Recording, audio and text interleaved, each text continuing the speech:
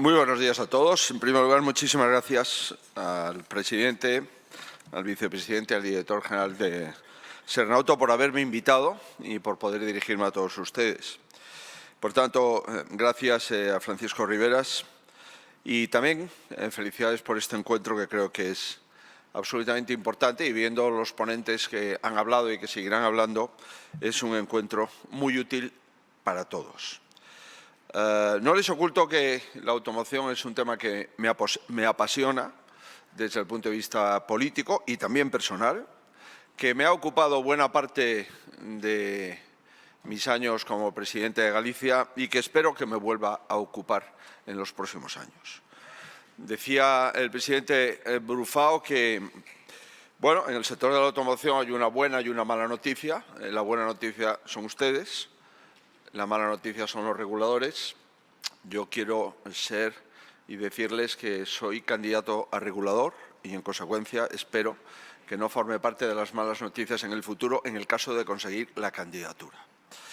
Bien, yo soy consciente de que lo que llevamos viendo en los últimos tiempos en nuestro país, viendo y viviendo, es profundamente frustrante, moralmente inaceptable y políticamente impresentable. Y yo me hago cargo, pues, del estado de ánimo de los millones de españoles, de mis conciudadanos, porque trabajan y porque trabajan duro, porque se esfuerzan a diario y porque cumplen sus obligaciones. Y todos estos ciudadanos, los 48 millones largos de españoles que tenemos y que tenemos ocasión de vivir en este hermoso país, por la mañana, con la radio, a la hora de comer, los informativos, por la noche otra vez, pues la verdad es que se encuentran con una realidad que no se merece.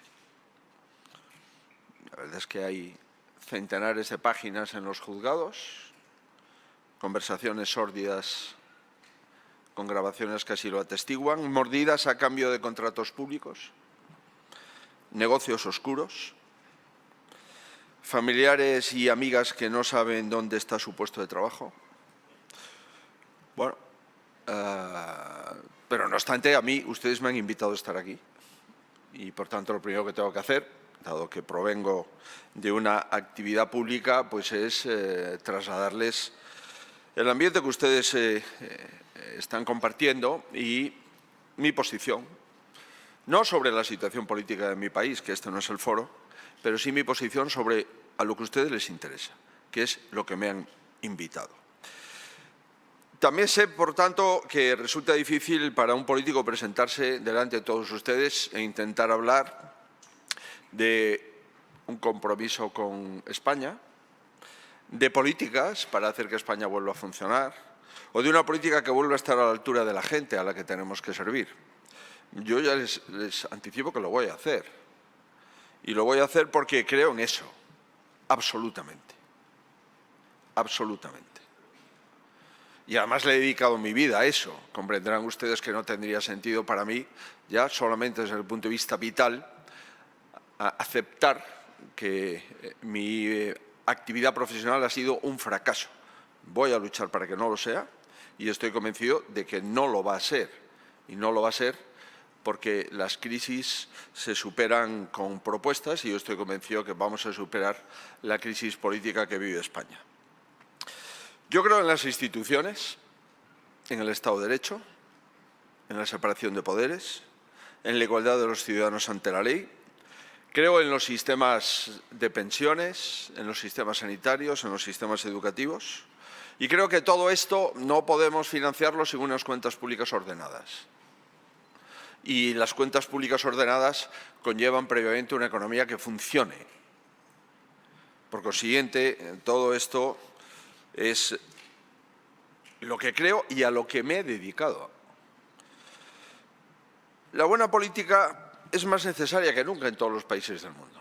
Estaba hablando, al que he escuchado al presidente de Repsol, hablando de China, de Estados Unidos. Pues es más necesaria que nunca y en nuestro país, además, lo necesita más que nunca. España necesita una regeneración política, una reconstrucción de las instituciones y una reparación del daño causado. Por lo tanto, hemos de volver a la buena política. el mercado expulsa a las malas empresas, a las malas compañías, que las hay. Hay compañías que hacen dumping, hay compañías que producen productos que no cumplen los estándares mínimos de calidad, hay fraudes que se producen en el sector privado. Bien, pues en el sector público, lamentablemente, esto también ocurre. Y estamos en este momento, además, en el volcán. Pero esto no tiene que ocurrir todos los días. Y, de hecho, la mayor parte de los años que vivimos en democracia en España no ocurrió. Había brotes o episodios agudos de corrupción, pero no la situación que estamos viviendo ahora. Bueno, yo vengo aquí a presentarles una pequeña parte del proyecto industrial en el sector de la automoción que defiende mi formación política y, por lo tanto, que yo defiendo. Y ustedes la conocen, porque aquí está todo el sector, no solamente Sernauto, pero sí me gustaría repasarla con ustedes. España es un país, la cuarta economía del euro, que uno de los pilares básicos para conseguir esa situación pues es el sector, su sector, el sector de la automoción. Por razones tecnológicas, por razones económicas y por razones sociales y por razones de empleo. Y los datos los conocen ustedes perfectamente, los datos agrupados del sector de la automoción. El 11% del Producto Interior Bruto. 2 millones de puestos de trabajo. Fabricantes, proveedores, concesionarios, logística, centros tecnológicos, investigación. 1,9 millones de puestos de trabajo. Es el 9% del empleo total. Un gran ecosistema industrial. El 75% del valor generado por proveedores locales, es decir, por ustedes, contiene cada vehículo fabricado en España y además ustedes exportan. Es que el 86% de los coches que se producen en España salen de España hacia otros lugares del mundo, justamente hacia 170 países del mundo. ¿Y todo esto por qué? Bueno, porque hay una logística fantástica, porque hay una fuerza laboral que está especializada, porque hay una tradición de colaboración pública-privada y porque hay una cultura de innovación que ha convertido al sector en uno de los más inversores en I+D de la economía española. Ustedes están innovando constantemente, están sacando vehículos constantemente, con nuevos materiales, con distintas capacidades, con distintas tecnologías, pero siempre mejores que los anteriores. Y, por tanto, conocemos cuál es la fórmula de éxito. Y la fórmula de éxito es, en primer lugar, una mano de obra adecuada y cualificada. En segundo lugar, una estabilidad institucional. En tercer lugar, un sistema logístico eficiente, unas buenas infraestructuras, unos costes competitivos y unas políticas públicas que durante décadas han sabido acompañar al sector. Y, sin embargo, todo este ecosistema está en riesgo. Por muchas razones. Efectivamente, la irrupción de una transición energética no planificada, improvisada, en la que el autor de la misma son unos burócratas en Bruselas que escuchan poco y escriben mucho. Por el impacto de las nuevas normativas europeas, consecuencia de lo que acabo de referir, por, efectivamente, las tensiones comerciales globales, y sobre todo por una ausencia también de una política nacional coherente, ambiciosa y bien ejecutada. Porque todo lo que ocurre en un país no es culpa de Bruselas. Si hay un mal dato económico en el país, los países miembros tienden a decir que es un problema de Bruselas. Y cuando es un buen dato económico es por la política nacional. Pues no, esto es un mix que funciona de forma sincronizada y, por tanto, no conviene diseccionar culpables. Bueno, ¿este ecosistema se encuentra hoy en riesgo? Mi opinión es que sí. Y está provocando una erosión acelerada del liderazgo industrial español en automoción. Yo añadiría europeo, pero aquí estamos en España. Efectivamente, hemos perdido 6 millones de coches. Fabricamos 6 millones de coches menos, que son justamente los 6 millones de coches más que fabrica China. Estamos, pues, ante un riesgo evidente de una crisis del sector de la automoción europeo y, en consecuencia, español, muy grave y veremos irreversible. ¿Esto qué exige? Pues una reacción inmediata. Y inmediata es que ya llevamos un par de años retrasados. Una reacción inmediata y hemos de diseñar un plan nacional que responda a desafíos con un objetivo. El objetivo no es solo electrificar vehículos. El objetivo es garantizar que la transición sea viable, sea justa, sea generadora de empleo, sea respetuosa con el consumidor y competitiva. Y si alguno de estos calificativos fallan, entonces tenemos un problema. En este momento están fallando, en mi opinión, casi todos. Por tanto, el problema es francamente grave. Yo les anuncio que hemos presentado un Plan Nacional de Automoción. ANFAC, Faconauto lo saben, Sernauto también, que incorpora distintas demandas, pero básicamente quisiera, para finalizar, centrarme en tres grandes actuaciones. La primera en estimular la demanda, la segunda en garantizar una transición pragmática, neutral, y la tercera, reindustrializar el sector.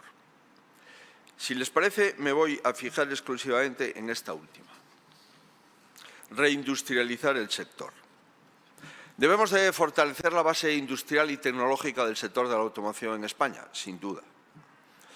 Y planteamos en ese plan, que se debatirá este mismo mes en el Congreso de los Diputados, en primer lugar, crear un fondo de descarbonización industrial destinado a proyectos de transformación energética, economía circular, eficiencia en los procesos y automatización industrial. Lo segundo, un programa de inversión plurianual que promueva, no cualquier cosa, que promueva la captación de proyectos tractores. ¿Y qué se entiende por eso? Pues la propulsión alternativa, la conectividad, la automatización, el vehículo autónomo, los componentes estratégicos, es decir, los chips, las baterías. En tercer lugar, debemos reformar el marco fiscal industrial para equiparar las deducciones fiscales de I+D+I a los estándares de los países que son los dos grandes productores de automóviles en Europa, Alemania y Francia. En tercer lugar, implementar una ventanilla única para la automoción. Este sector no es un sector que esté muy disgregado y además ustedes tienen organizaciones que agrupan perfectamente y hablando con tres, estás hablando con todo el sector, con tres organizaciones me refiero. En cuarto lugar, efectivamente, la alianza entre la universidad y la empresa para mejorar la formación y la transferencia de conocimiento siempre es necesaria. Debemos de mejorar la gobernanza bajo premisas de seguridad jurídica y de neutralidad tecnológica y de responder, el último, de forma inmediata frente a la crisis arancelaria que está ahí, que la Unión Europea, esto sí que es un trabajo de la Unión Europea, ha de gestionar. Y ha de gestionar de dos formas. Primera, dialogando y negociando con un país que ha sido aliado nuestro durante el último siglo y que tiene que seguir siéndolo, que es los Estados Unidos de Norteamérica, pero también siendo consciente de que a veces no se puede conseguir todo en un diálogo y, por tanto, hemos de compensar otros mercados exteriores que puedan suplantar las tensiones arancelarias que estamos teniendo con los Estados Unidos. En resumen, el camino para que nuestra automoción siga siendo líder es recuperar lo que nos ha traído hasta aquí, es recuperar el éxito que hemos conseguido. El segundo país ensamblador de automóviles de la Unión Europea, sin prácticamente tener marca propia. Eso es un éxito sin precedentes. No hay ningún país europeo que lo haya conseguido. Por tanto, planificación, fomento de la innovación, formación especializada, competitividad, una fiscalidad inteligente y, efectivamente, menos trabas de la Administración. Esto no es un plan que supone una declaración de intenciones, esto lo vamos a votar. Y como comprenderán, para mí esto es un compromiso de gobierno.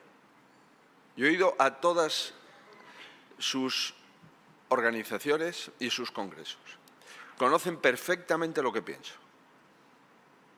Y todo lo que he venido diciendo en los últimos años es exactamente lo que digo ahora y, por tanto, lo que acabo de referir no es simplemente las intenciones de un político, es un plan en el que creo y en el que estoy convencido que si lo hacemos mejoraremos todos, ustedes y también lo que Brufao llama reguladores, que es el sector público, que es la hacienda pública estatal, que es su hacienda, que es los impuestos que ustedes pagan.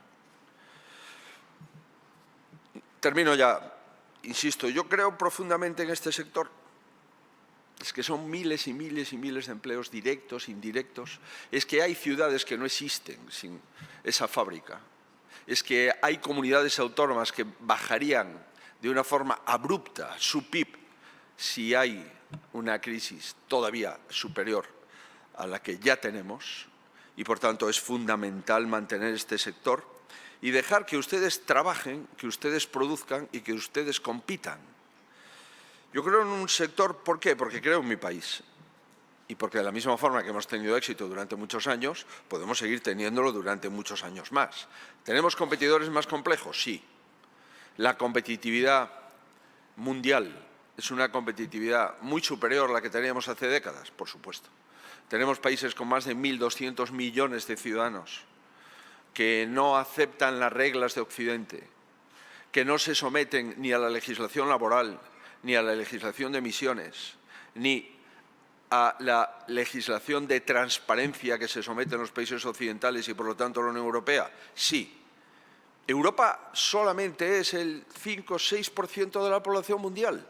Sí. Por tanto, si somos conscientes de estos parámetros, debemos de hacer la política adecuada con los parámetros y la representatividad que tenemos en el mundo. Si no, nos equivocaremos como europeos y como españoles.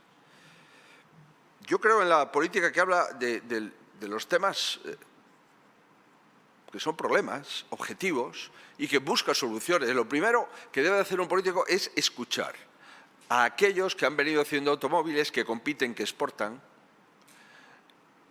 que producen para muchas casas de multinacionales del sector de la automoción, también, por supuesto, a nuestras empresas energéticas y tener posición como país. Yo le aseguro que el canciller alemán tiene posición como país. Lo he visto cuando era jefe de la oposición y lo estoy viendo ahora cuando es canciller. Y no ha variado la posición. Y eso a mí me da la tranquilidad de que esta legislatura de la Comisión Europea ha de ser una legislatura distinta a la legislatura anterior.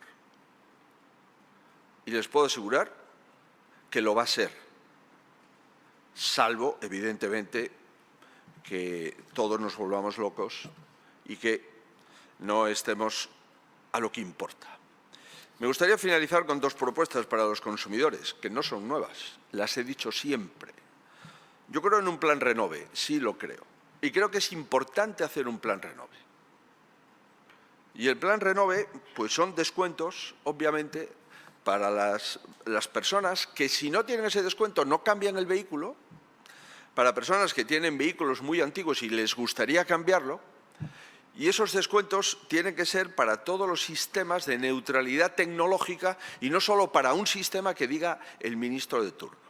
Y, por supuesto, tienen que ser operativos. Y esos sistemas son muy operativos si se producen en el concesionario, en el momento de la compra. Operatividad 1000%. El señor retira su coche con el descuento y paga exactamente el neto y no necesita trasladar un expediente y veremos si lo cobro y cuándo lo cobro. Y también creo que debemos hacer una exención total del impuesto de matriculación para vehículos con etiqueta cero o eco, especialmente para los autónomos y para las pymes. Y estoy convencido que estas dos propuestas, junto con la ampliación del plan MOVE que planteamos y que ustedes ya conocen, son propuestas para volver otra vez a mejorar la seguridad de la automoción, la seguridad del tráfico, la disminución de los accidentes de tráfico, la rebaja en el gasto sanitario como consecuencia de esos accidentes y también la rebaja en incapacidad temporal consecuencia de los siniestros a los que me acabo de referir. En fin, quiero decirles que vamos a seguir trabajando. Estoy convencido que España es un gran país. Tenemos en este sector la acreditación de que sí lo somos y me comprometo a trasladar lo que pienso a la acción política. Vamos a ver si somos capaces de sacar esta votación en el Congreso de los Diputados y vamos a trabajar con la limpieza y con la prosperidad y también con la unión que la sociedad nos demanda a todos. Por tanto, les digo, trabajen y sigan ustedes trabajando y habrá tiempos mejores y espero y deseo que el sector de la automoción acompañe a España en un crecimiento sano. No a un crecimiento basado en la emisión de deuda pública, ni al incremento insostenible del gasto público. Eso no es un crecimiento sano. Esos son gastos financieros. Eso es una deuda que ya genera 40.000 millones de gastos financieros al año, teniendo los tipos más bajos de nuestra historia reciente, y que si hay un problema de incremento de tipos, verán ustedes los problemas que van a tener el sector público para cuadrar las cuentas. Por consiguiente, los sectores económicos son los que hacen crecer la economía. Y el crecimiento de la economía sano estaba basado en la competitividad, en la productividad y en los sectores económicos, no en el gasto público, ni en el incremento del déficit público, ni en el incremento de la deuda pública. Eso ya lo hemos vivido en la crisis del año 9 y siguientes. Nos costó mucho salir, empezamos a salir en el año 15-16 y volvemos otra vez, siendo en este momento el país con mayor disponibilidad de fondos públicos de toda nuestra historia democrática, con los fondos Next Generation, tanto a fondo perdido como los préstamos, 160.000 millones de euros. Esto no lo ha visto España en su vida. Además de los fondos europeos convencionales, de los presupuestos plurianuales. Esto no ha habido gestor público que se haya encontrado con una oportunidad como esta. Lamentablemente, ustedes saben cómo se están aprovechando y yo también tengo mi propia opinión. Muchísimas gracias a Sarnauto, felicidades y mucho ánimo.